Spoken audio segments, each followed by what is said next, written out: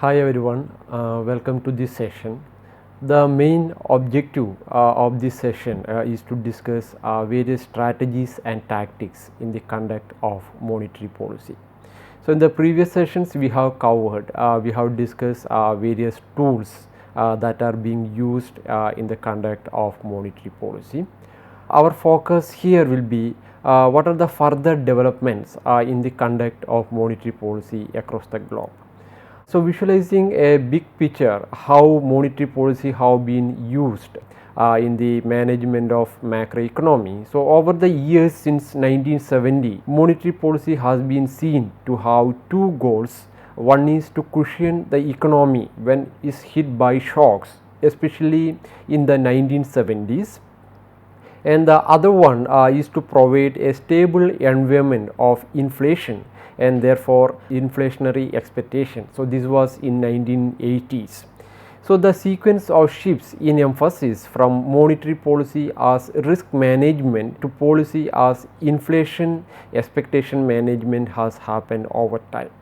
So, you can recall from our previous discussions, that is since 1930s to 1960s 70s, the discussion was mainly between a choice between fiscal policy and monetary policy. So, because of the dominance of the Keynesian economics, early Keynesian economics till 1930s to 1960s, it was argued that it was found that fiscal policy gained over monetary policy. However, in the 1970s, because of the uprise of monetarism, where monetarism argued that monetary policy can make impact on the economy, especially in the short run, monetary policy, then people began to appreciate the importance of monetary policy as well in the economic policy. So, especially in the 1970s, when stagflation hit across the world, that means the high inflation with the low economic growth, and many countries economies, they use monetary policy as a tool to counter the stagflation problem.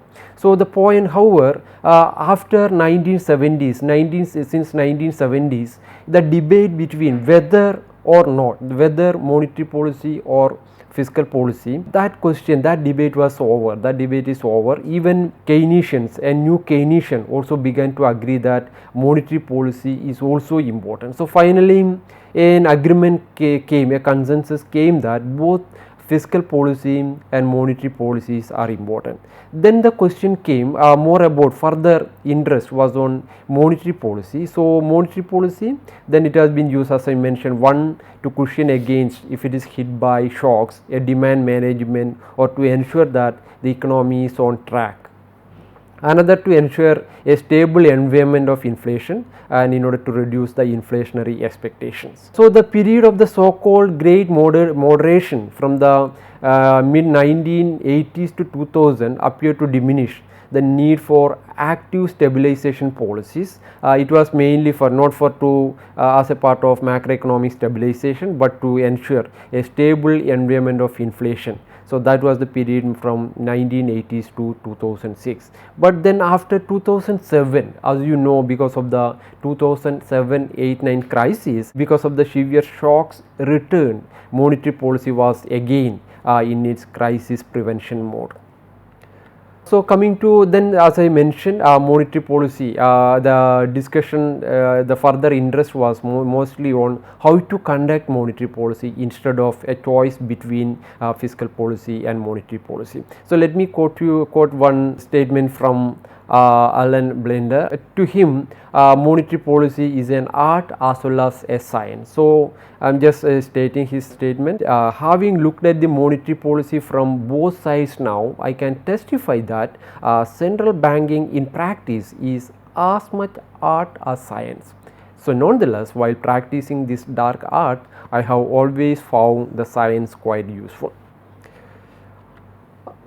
So, over the past few decades, policymakers throughout the world have become increasingly aware of the social and economic cost of inflation and more concerned with maintaining a stable price level as a goal of economic policy. So, coming to the social cost of inflation, several empirical studies showed that the inflation hits the poor most. And similarly, the economic cost, if there is hyperinflation, it has been found that a rise price level, it creates uncertainty in the economy, and the uncertainty might hamper economic growth as well. So in that way, both it affects both socially as well as economically. So as a result, the policy makers have been looking for a nominal anchor. That means because price stability is so crucial in the long term health of an economy, a central element is successful monetary policy is the use of a nominal anchor.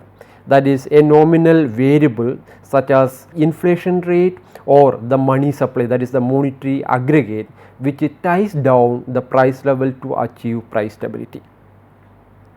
So adherence to a nominal anchor that keeps the nominal variable within a narrow range promotes price stability. It promotes price stability by directly promoting low and stable inflation expectation. However, there are other goals as well, other goals of monetary policy as well, that includes 5 other goals continuously mentioned by the central bank officials across the globe. This includes high employment and output stability, economic growth, stability in financial markets, and interest rate stability, and stability in foreign exchange markets. So in order to achieve this one, all these goals, it actually mainly the discussion was centered around mainly 2 aspects. One is on the price stability, and the other one is economic growth. Economic growth include growth in GDP as well as employment, stable employment level as well. So in the long run, no inconsistency exists between the price stability goal and other goals that we discussed. So there is a discussion because of the price stability is crucial to the long run growth of the economy. Many countries have decided that price stability, the price stability should be the primary long run goal for central bank. So in this way, because of that, countries began to follow a hierarchical mandates. That means hierarchical mandates that are giving first priority to prioritizing price stability over the economic growth. So important point you need to remember here, suppose if the price stability is the important or countering inflation is the priority, then you know that as a result of money supply, that monetary policy, suppose an expansionary monetary policy, that is increase in money supply, or that is one, increase in money supply directly or by reducing rate of interest through which increasing the money supply, or either of this. And the objective here is, suppose if they increase the money supply, then you know the rate of interest will decline. Then as a result, what's happening here is that there is the adverse impact of increase in price is going to happen, because if there is too much liquidity in the economy, that means too much money chasing few goods scenario may come up. So as a result, we can say that inflation may happen, inflation may increase. So if expansionary monetary policy, if the countries follow expansionary monetary policy, then you know that inflation will be a adverse outcome of that as a result of expansionary monetary policy. At the same time, suppose if they want to reduce this, suppose if they prioritize inflation is their main challenge, then instead of increasing money supply, they should be reducing money supply. That means reducing money supply by increasing rate of interest, or in both way it works. Increasing rate of interest also will reduce money supply. So increasing rate of interest, so that means it's a contractionary monetary policy. Then the cause here is that if they follow a contractionary monetary policy, obviously they can reduce liquidity in the economy, and the same because through that route they can control inflation. but the cost here is that when money supply is reduced and rate of interest is increased, then you know that it will hamper economic growth. You know why? Because low rate of interest means the cost of borrowing for productive units that the firms increase, then as a result production of goods and services will fall. So that means if they cannot focus on both, an expansionary monetary policy is good for economic growth, but it will have increase at the same time, it will increase inflation. So in this case they have to choose either of these. So in this case the mandate was that many countries they followed hierarchical mandates. That means mandates which put the goal of price stability first, then state that other goals can be pursued as long as price stability is achieved. Because price stability is crucial to the long run health of the economy, many countries have decided that price stability should be the primary long run goal for the central bank. So as I am just taking a quote from Maastricht Treaty, which created by the European Central Bank. It states that the primary objective of the European system of central bank shall be to maintain price stability. So that means they are following the hierarchical mandate. That means giving more importance to the price stability than secondary importance. Once that one is achieved, then they believe that other goals whichever we mentioned, that the economic growth, employment, exchange rate stability, etc. can be achieved. However, in contrast to this, there is another mandate called dual mandate. That means giving equal importance to both, because long term interest rates will be very high if inflation is high. This statement in practice is a dual mandate to achieve two co-equal objectives. That means both price stability and maximum employment, that is the maximum output, both should be achieved. So for example, Fed they give the dual mandate, that means giving importance to both price stability as well as economic stability or output stability.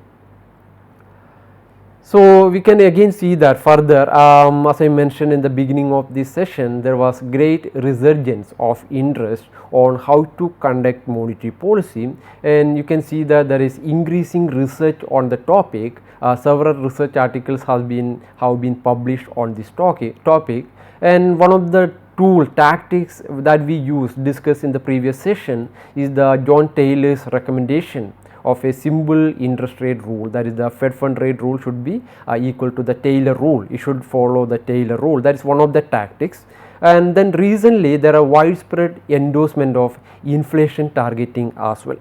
So two main factors underlie this rebirth of interest. The first one, after a long period of near exclusive focus on the role of non-monetary factors in the business cycle, a stream of empirical work beginning in the late 1980s has made the case for monetary policy significantly influences the short-term courses of the real economy.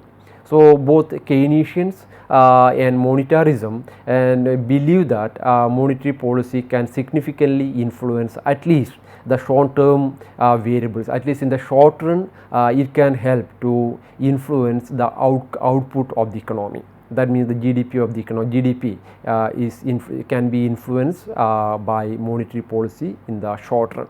So on the other hand, there now seems to be a broad agreement that the choice of how to conduct monetary policy has important consequence of aggregate activity. Now we said that okay, monetary policy affect the real economy, but then how to conduct this monetary policy, that actually gain more momentum.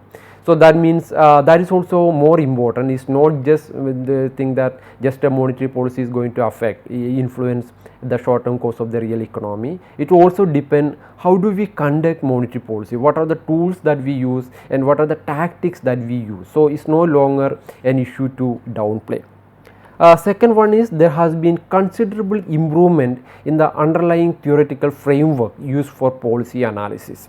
So to provide theoretical underpinnings, the literature has incorporated the techniques of dynamic general equilibrium theory pioneered in real business cycle analysis. So because of the lots of theoretical developments, we are now much well informed than earlier, long before. Now we are well informed of the relationship between different economic variables.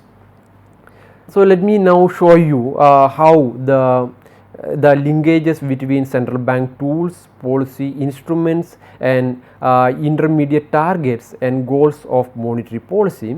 So, here as a monetary policy is the central bank use of various tools to influence money, interest rates and supply of credit in the economy, as we discussed in the previous session. So, about the tools of central bank, we have discussed open market operations, discount policy. These are all the quantitative tools that the reserve requirement as well as interest on reserves. In addition to that, some non-conventional monetary policy tools like large scale asset purchase of the financial institutions and firms who are in distress, especially during crisis time, and giving forward guidance, that is giving information to the economic agents how the monetary policy, about the future course of monetary policy. And these are the tools, and in order to achieve the long term goals, this is the ultimate goals that we already discussed: price stability, high employment, economic growth, financial market stability, interest rate stability, foreign exchange rate stability. In order to achieve these ultimate goals over a period of time, several central banks have been using, various central banks have been using different policy instruments. However, there are some common agreement. The tools, the instrument used by, one is reserve aggregates, influencing the reserves, including non-borrowed reserves as well as monetary base and non-borrowed base of the monetary base. That is one, and also influencing the interest rates, that is short term such as Fed fund rates. So, using this one, they further target some intermediate targets, or intermediate goals also we can say, but not the final goal that we mentioned here. Some intermediate targets that include, one is targeting on monetary aggregates, that is M1, M2 money supply aggregates. In India, for example, M3. So, the monetary aggregates, targeting on monetary aggregates using these tools, and through instruments, then influencing this, then to achieve these goals. So, either influencing on monetary aggregates or versus targeting on the intermediate goals of interest rates, through which then we can make impact on the final goals. So, what I am going to show here is that there are two intermediate targets. One is called monetary aggregates, that is money supply targeting, and the other one is interest rate targets, that the influencing the short term and long term using the policy tools of interest rates. Based on this, over across the globe, many central banks have been using various monetary policy strategies. So, just to say that in order to influence, attain these goals, they can use either monetary aggregates or interest rate as the intermediate targets. So, we are going to discuss here what are the tools, what are the targets or strategy that central banks have been following in order to achieve the final goals that we mentioned here, all these. So, there are various monetary policy strategies, and most of these are mostly competing strategies. One is called monetary aggregates and the other one is interest rate targeting. So, one is called monetary targeting, that is money supply target, or monetary aggregates target, monetary aggregates targeting, that is one policy. Other one is called interest rate targeting. In order to achieve the final goal target mainly the interest rate, that is another strategy. And third one is called implicit anchoring, that means without highlighting any nominal anchor, be it monetary targeting, money supply or interest rate targeting. Instead of mentioning any of these, making some implicit anchoring, that also we will discuss in appropriate context. These are the three broad strategies of these two, that monetary targeting and interest rate targeting are considered as the two key strategies of monetary policies. So, coming to the first one, monetary aggregate targeting, because the ultimate target of any monetary policy is to influence the unemployment rate, reduce the inflation rate and achieve growth in real GDP. So, here the ultimate targets that the monetary authority would like to control are macroeconomic variables, right. So, however, in order to attain this, in order to achieve this, they have to use some intermediate targets. So, here if they target on monetary aggregate, then we can say that the monetary policy strategy is targeting the monetary aggregates. So, about intermediate target, an intermediate target is a variable that central bank controls, not because the variable itself is important, the variable is important in its own right, but because by controlling it the policy makers believe they are influencing the ultimate policy targets in a predictable way. The ultimate policy targets means whichever we mention here, that means all these part, that the unemployment rate, growth in GDP, etc. So, here again the success depends on the exact relationship between money supply and goal variable. So, in order to explain this, how increase, that changes in monetary aggregates targeting the money supply, that is targeting the money supply or monetary aggregate, how does it affects the final variable, that is output. As you know that when the output increase, employment also increase, so that is highly correlated. So, our point here is that how does increase in money supply, changes in money supply affects the final outcome, final target. So, here the intermediate target is money supply. So, let us discuss the mechanism, how the theoretical mechanism or the economic pathway through which the intermediate target of money supply, changes in the intermediate target of money supply, how does it affect the final output, final target, ultimate target. So, here let us recall what we had discussed in the previous sessions. So, we have seen that if there is, suppose let us say money supply has been increased. So, the central bank is following an expansionary monetary policy by increasing money supply, that means targeting the monetary aggregate and increasing it. So, and then you know that when money supply has been increased and assuming other things remaining constant in the economy, making this assumption that you know that when money supply has been increased and then there will be the money supply with the public, money supply with the in the economy increase, liquidity increases, and as a result you know that people are content with more money. So, it creates a portfolio disequilibrium, right. So, take the simple framework that we discussed in the previous sessions, that means the total wealth is equal to the bond plus money, bond plus money with the people, right. These are the two assets for sake of simplicity that we have taken, that the total wealth or total asset is equal to bond as well as money that they are holding. So, when money supply has been increased, so suddenly when the money supply has been increased, then you know that there is a portfolio disequilibrium, because people demand money to meet their transaction and precautionary motive, plus some amount they will be keeping if they anticipate a speculation, if for speculative purpose, speculative motive, right, that we have discussed in the previous session. So, what we can see here is that when they are having their money supply increase, they are having more money with them. So, they will make a portfolio reallocation of their wealth, and as a result they will be, since they have more money with them, the demand for bond increases. So, that means bond demand increases. When the bond demand increases, we can say that the price of bond increases. When the price of bond increases, you know that rate of interest decreases, right. So, that means an increase in money supply leads to a decline in the rate of interest, that means change in money supply due to the portfolio reallocation of people by people, then there is a change in interest rate. That is in the first stage, first phase. And then in the second phase we can say that a decline in rate of interest, you can see further that a decline in rate of interest, this would lead to increase in investment. You know why?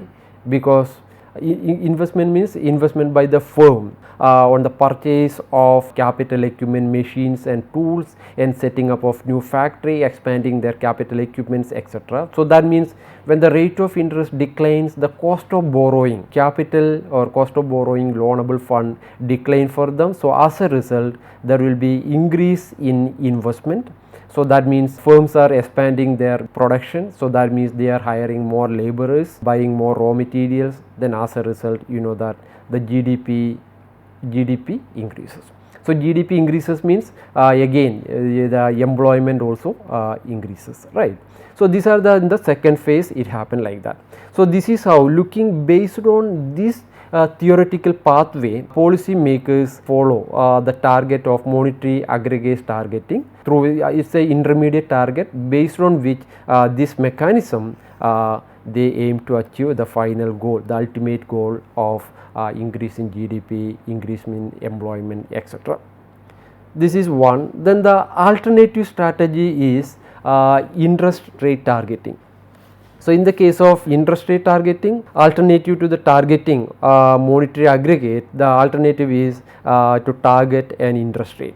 So the interest rate targeting is the current strategy of Federal Reserve and the central banks of other major industrialized economies.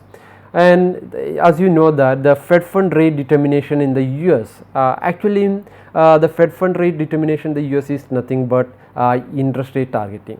So they are targeting the intermediate goal of interest rate in order to make a final influence on the ultimate goals of output, employment, etc. So we have seen that using monetary policy tools, open market operation, discount window, reserve requirements, as well as interest rate on reserve, they using all these tools they set a federal fund rate, that is the interest rate, and accordingly they aim to make an influence on the final variables. So an important a few things that you need to remember here, because keeping the federal fund rate at the target level might require the target federal fund rate means the interest rate at the target level might require large open market purchases or sales. So that means they are changing the money supply. So in that way we can say that okay, they are focusing also on the monetary aggregate, but actually only they are changing, but they are not putting any target on that. But in order to achieve interest rate target, they are changing money supply in the economy. But the focus on interest rate is in fact an alternative to targeting monetary aggregate, because the Fed cannot target both. They can target either interest rate, and accordingly doing open market operations and all money supply will be changed. So actually they are focusing more on interest rate as the intermediate target, and though they are making changes in monetary aggregate, but they are not targeting on that because Fed cannot do both. Another thing, the expectation here is that short term interest rates can be observed contemporaneously and be closely controlled by the Fed. So open market does just looks at the computer screen and see the current Fed fund rate, that is the short term rate. So the FFR is a short term operating target, but money supply, suppose if they target on the money supply monetary aggregates is only observed with a lag of a week or two, then only with some error, right. So if money supply is a target, then some other variable that is more frequently observable, such as the level of the borrowed reserves, must serve as an operating target. So because of the lag in observing in money supply, so we can see that the interest rate target, especially the short term interest rate target, can be a more feasible intermediate target for the central bank, for the Fed. So just to summarize here, that interest rate targeting focuses on the short term interest rates such as Fed fund rate, that is in the US, and repo rate in India. So you also studied in the previous sessions, that means the long term interest rates are highly correlated with the short term interest rate, so that here long term interest can also be observed contemporaneously, but cannot be closely controlled by the central bank because there are some lags. So, in this session we have discussed mainly the strategy, the monetary policy strategies that have been used across the globe, and we discuss monetary aggregate targeting and interest rate targeting. And in the next session we will continue this discussion, and we will discuss little bit more on this, and then we will also review the experience of some countries in using various strategies and tactics. Thank you. See you in the next session.